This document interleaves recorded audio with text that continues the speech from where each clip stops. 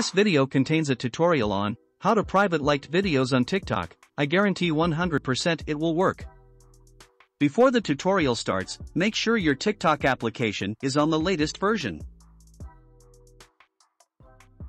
To hide the TikTok videos you like, follow these steps. First, go to your TikTok profile. Click the three-line icon in the top right corner. Click the Settings and Privacy menu. Before I continue with the tutorial, I would really appreciate it if you would like to hit the subscribe button. Then click on Privacy. Scroll down, click on the Liked Video menu. Change the setting to Only Me. Let me know in the comments, did this tutorial work for you? Write in the comments column if you have any questions. See you in the next video.